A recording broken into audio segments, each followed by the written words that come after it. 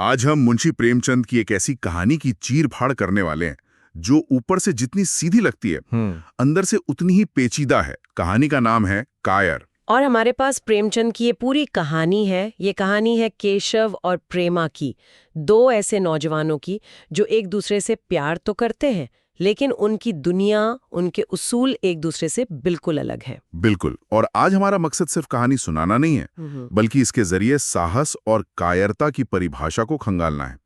हम ये समझने की कोशिश करेंगे कि जिसे हम हिम्मत समझते हैं, क्या वो वाकई हिम्मत है? और जिसे हम डरपोक मान लेते हैं, कहीं असली बहादुरी उसी के अंदर तो नहीं छुपी? तो चलिए इस कहानी के किरदारों की मानसिकता में उतरते हैं। तो कहानी के दो मुख्य किरदार हैं केशव और प्रेमा। दोनों एक ही कॉलेज में हैं, एक दूसरे से प्यार करते हैं, लेकिन यहीं पर सारी समानताएं खत्म हो जाती हैं। केशव जो एक ब्राह्मण परिवार से है, वो एकदम क्रांतिकारी विचारों वाला है। बिल्कुल। जात पात, ऊंच नीच, इन सब बंधनों को तोड़ फेंकना चाहता है। और दूसरी तरफ है प्रेमा, जो पुराने संस्कारों और मर्यादाओं में पली बड़ी है। वो इन परंपराओं का सम्मान करती है। तो शुरू से ही हमें इन दोनों के बीच एक वैचारिक टकराव दिखता है। केशव का प्यार बहुत मुखर है, वो दुनिया से लड़ जाने की बातें करता है। हाँ। लेकिन प्रेमा का प्यार और उसका संघर्ष दोनों ही बहुत खामोश और अंदरूनी है। ये टकराव सबसे पहले विक्टोरिया पार्क वाले सीन में खुलकर सामने आता है ना? हाँ। जहाँ केशव उस पर शादी के लिए दबाव डालता है और कहता है कि तुम जैसी पढ़ी लिखी लड़कियां भी इन ढकोसलों को मानती हो। मुझे तो ये पढ़कर लगा कि केशव का आदर्शवाद थोड़ा एरोगेंट, थोड़ा दूसरों को नीचा दिखाने वाला है। सही बात है। क्या वो प्रेमा के विश्वास को समझने की कोशिश भी कर रहा है? बहुत दिलचस्प नुक्ता है ये। केशव को लगता है कि वो सही है और जो भी उससे सहमत नहीं है वो मूर्ख है या ढकोसले कर रहा है। वो प्रेमा के नजरिए को सम्मान नहीं दे रहा। प्रेमा जब कहती है कि जिस देह को मेरे माता पिता ने अपने रक्त से सींचा है उस पर मेरा अधिकार नहीं, तो वो कोई बहाना नहीं बना रही। ये उसके मूल्य हैं, उसकी परवरिश है। वो अपने माँ बाप को धोखा नहीं देना चाहती। अच्छा। तो यहाँ हमें पहली झलक मिलती है कि केशव के लिए आदर्श एक नारा है, जबकि प्रेमा के लिए उसके मूल्य उसकी पहचान का हिस्सा है। और पार्क की उस शाम के बाद प्रेमा की जो हालत होती है वो बहुत कुछ कहती है। केशव ने उसे लगभग धमकी दी थी कि मैं निराश होकर जिंदा नहीं रह सकता। हाँ। ये बात प्रेमा के दिल में तीर की तरह चुभ जाती है। वो पूरी रात सो नहीं पाती। और यही कहानी में एक बहुत ही खूबसूरत मोड़ आता है। अगली सुबह अपनी माँ से बात करते हुए प्रेमा को एक उम्मीद की किरण दिखती है। उसकी माँ खुद कहती हैं, न जाने ये जात पात का बंधन कब टूटेगा। अच्छा। ये सुनकर प्रेमा को पहली बार लगता है कि शायद कोई रास्ता निकल सकता है। उसे ये एहसास होता है कि उसकी माँ भी इन बंधनों से खुश नहीं है, बस मजबूर हैं। हाँ, और इसी बातचीत से उसे हिम्मत मिलती है। वो डरते डरते पूछती है कि क्या बिरादरी के बाहर भी शादियां होती हैं? ये एक छोटा सा सवाल है, लेकिन प्रेमा जैसी लड़की के लिए ये एक बहुत बड़ी छलांग है। बिल्कुल। और इसके बाद जो होता है वो प्रेमा के किरदार का सबसे मजबूत हिस्सा है। अगली सुबह वो एक विचित्र साहस के साथ उठती है और वो जो सोचती है वो इस कहानी का दिल है। देह माता पिता की है, किंतु आत्मा तो मेरी है। बिल्कुल। ये एक वाक्य उस दौर की एक लड़की के मुंह से एक तरह का घोषणा पत्र है। वो कह रही है कि मेरे शरीर पर मेरे परिवार का हक हो सकता है, लेकिन मेरी आत्मा, मेरी चेतना, मेरा प्रेम, वो मेरा अपना है। मतलब अब वो चुपचाप सब कुछ सहने वाली लड़की नहीं रही। वो अपने प्यार के लिए, अपनी आत्मा के लिए लड़ने को तैयार है। उसका ये नया आत्मविश्वास तब और मजबूत हो जाता है जब उसके पिता उसके लिए एक आईसीएस अफसर का रिश्ता लाते हैं। हाँ, और वो उस रिश्ते को सिर्फ मना नहीं करती, वो उस पूरी सोच पर ही सवाल उठा देती है। वो कहती है कि आईसीएस अफसर तो पल्ले सिर के स्वार्थी होते हैं, जिनका मकसद अपने गरीब, निर्धन, दलित भाइयों पर शासन करना होता है। ये एक बहुत बड़ा राजनीतिक बयान है। सही बात है। वो सिर्फ अपने प्रेम की बात नहीं कर रही, वो त्याग और सेवा के आदर्शों की बात कर रही हैं। और फिर वो हिम्मत करके केशव की तस्वीर अपने पिता के सामने रख देती है। ये प्रेमा का क्लाइमैक्स है। उसने अपना सब कुछ दांव पर लगा दिया है। एक मिनट, मुझे यहाँ एक बात समझनी है। जो प्रेमा कल तक परिवार की मर्यादा की बात कर रही थी, वो अचानक इतनी विद्रोही कैसे हो गई? क्या ये बदलाव थोड़ा अचानक नहीं लगता? ये सवाल बहुत वाजिब है, लेकिन अगर हम ध्यान से देखें तो ये बदलाव अचानक नहीं है। ये एक रात के मानसिक संघर्ष का नतीजा है। केशव की धमकी ने उसे झकझोर दिया और अपनी माँ की बातों ने उसे एक रास्ता दिखाया। अच्छा। उसने ये महसूस किया कि अगर वो चुप रही तो वो केशव को भी खो देगी और अपनी आत्मा को भी। उसका विद्रोह बाहरी नहीं है, केशव की तरह दिखावा नहीं है, उसका विद्रोह अंदर से आया है, बहुत सोचने समझने के बाद। उसने तय कर लिया कि प्रेम के बिना विवाह देह का विक्रय है और वो ये सौदा नहीं करेगी। अच्छा, अब बात करते हैं पिताओं की। जब प्रेमा अपने पिता लालाजी के सामने सच रखती है तो उनका पहला रिएक्शन तो बड़ा टिपिकल था, गुस्सा, नाराजगी और बेटी का कॉलेज जाना बंद। बिल्कुल। वो कहते हैं अगर शिक्षा कुल मर्यादा को डुबोना ही सिखाती है तो कुशिक्षा है। वो उस वक्त एक ट्रेडिशनल पिता की तरह ही बर्ताव करते हैं जिसे अपनी इज्जत की पड़ी है। हाँ, लेकिन जो चीज लाला जी के किरदार को महान बनाती है वो है उनका बदलाव। हाँ, 6 महीने तक वो अपनी बेटी को घुटते हुए, मुरझाते हुए देखते हैं और आखिरकार एक पिता अपनी बेटी के सामने हार जाता है, उनका दिल पिघल जाता है। मुझे उनकी वो लाइन बहुत पसंद आई जब वो अपनी पत्नी से कहते हैं, कुल मर्यादा के नाम पर मैं प्रेमा की हत्या नहीं कर सकता। ये एक बहुत बड़ी बात है। लाला जी ने समाज की बनाई मर्यादा और अपनी बेटी की जिंदगी में से जिंदगी को चुना। वो अपनी बेटी से इतना प्यार करते हैं कि उसके लिए समाज से लड़ने को तैयार हो जाते हैं। और अब इसकी तुलना कीजिए केशव के पिता पंडित जी से। बिल्कुल, वो धर्म और मर्यादा के इतने कट्टर ठेकेदार हैं कि उनके लिए इंसान की भावनाओं या जिंदगी का कोई मोल ही नहीं है। और यही टकराव कहानी को उसके असली मुद्दे पर ले आता है। सारी हिम्मत जुटाकर, अपनी इज्जत को ताक पर रखकर लालाजी शादी का प्रस्ताव लेकर केशव के घर जाते हैं और वहां जो होता है वो अपमान की इंतहा है। पंडित जी आग बबूला हो जाते हैं। वो इसे अपनी जाति और कुल का घोर अपमान समझते हैं। वो लालाजी से कहते हैं, आपको शर्म नहीं आती?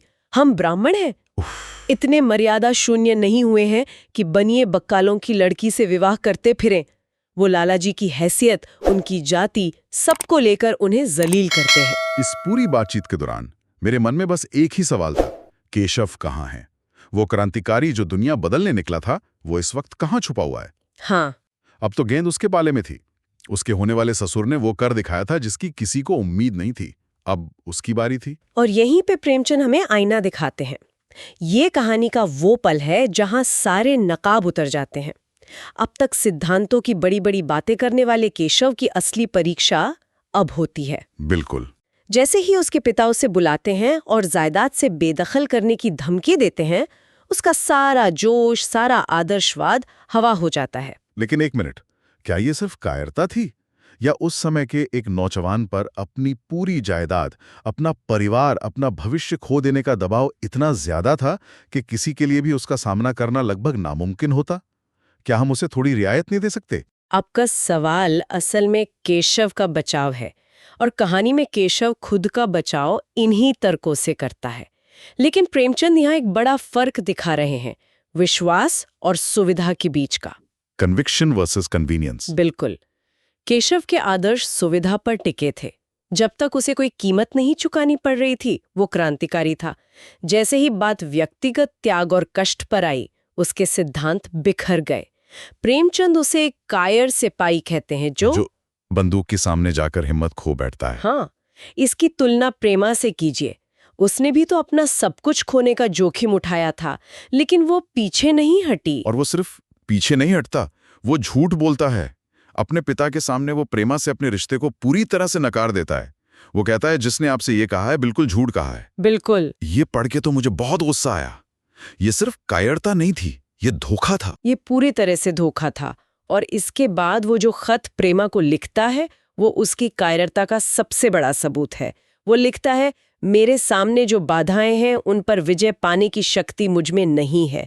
पुरानी बातों को भूल जाओ। बस 2 वाक्यों में उसने उस लड़की के सारे त्याग, सारी हिम्मत पर पानी फेर दिया, जिसके लिए वो लड़की अपने पूरे परिवार और समाज से लड़ गई थी। और प्रेमा का रिएक्शन वो दिल तोड़ने वाला है। जब उसे वो खत मिलता है, कहानी में लिखा है, ऐसा जान पड़ा मानो उसकी देह का रक्त स्थिर हो गया हो।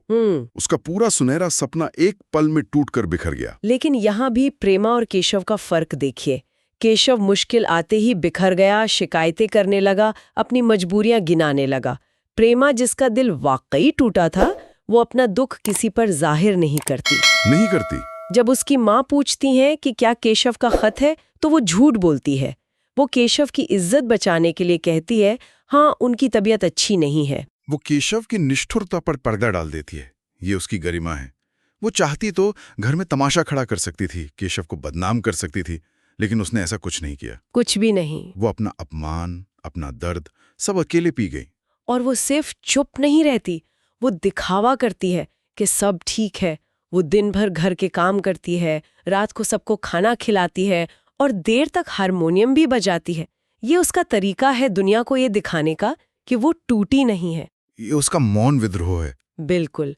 वो किसी से शिकायत नहीं कर रही, किसी पर इल्जाम नहीं लगा रही, बस अपनी गरिमा को सहेज रही है। ये केशव की कायरता के बिल्कुल विपरीत है। लेकिन ये शांति एक तूफान से पहले की शांति थी। कहानी का अंत वो बहुत ही दुखद है। अगली सुबह प्रेमा अपने कमरे में मृत पाई जाती है। प्रेमचंद ने कोई कारण नहीं बताया, बस कहानी यहीं खत्म कर दी। और यही प्रेमचंद की महानता है। वो हमें ये नहीं बताते कि उसने आत्महत्या की या वो दुख से मर गई। वो इसे हमारे ऊपर छोड़ देते हैं, लेकिन संदेश साफ है। प्रेमा की मौत सिर्फ एक प्रेम कहानी का दुखद अंत नहीं है। सही बात है। ये उस पूरे सामाजिक व्यवस्था की हार है जो इंसानी भावनाओं से ज्यादा झूठी मर्यादा और सम्मान को तवज्जो देती है। प्रेमा की खामोश मौत केशव के खोखले भाषणों से कहीं ज्यादा बुलंद आवाज में समाज पर एक तमाचा है। तो इस पूरी चर्चा का निचोड़ क्या है? ये कहानी साहस और कायरता की हमारी समझ को उलट-पुलट कर देती है। प्रेमा, जिसे हम शुरू में परंपराओं में जकड़ी हुई, दबी हुई समझ रहे थे, हाँ, वो कहानी की सबसे साहसी किरदार बनकर उभरती है। उसने अपने उसूलों के लिए, अपने प्यार के लिए लड़ने की हिम्मत दिखाई। और केशव, जो खुद को आधुनिक, विद्रोही और प्रगतिशील कहता था, वो सबसे बड़ा कायर साबित हुआ। उसके सिद्धांत सिर्फ बातों के थे, जब उन पे अमल करने का वक्त आया तो वो डर गया। ये कहानी हमें विश्वास और सुविधा के बीच का फर्क बहुत कड़वे तरीके से सिखाती है। तो कहानी का शीर्षक कायर सीधे तौर पर केशव के लिए है, लेकिन क्या बात सिर्फ केशव तक ही सीमित है? मुझे लगता है प्रेमचंद यहाँ एक बड़ा सवाल पूछ रहे हैं। बेशक केशव कायर है, लेकिन क्या यहाँ एक बड़ी कायरता भी मौजूद नहीं है? उस समाज की कायरता जो ऐसी परिस्थितियां बनाता है जहां प्रेम करने की सजा मौत होती है। अच्छा, केशव के पिता की कट्टरता, लालाजी का शुरुआती डर, ये सब उसी सामाजिक कायरता के अलग-अलग रूप हैं। शायद असली कायर सिर्फ एक व्यक्ति नहीं, बल्कि वो पूरा सामाजिक ढांचा है जो इंसानों से ऐसी दुखद कुर्बानियों की मांग करता है। ये सोचने वाली बात है।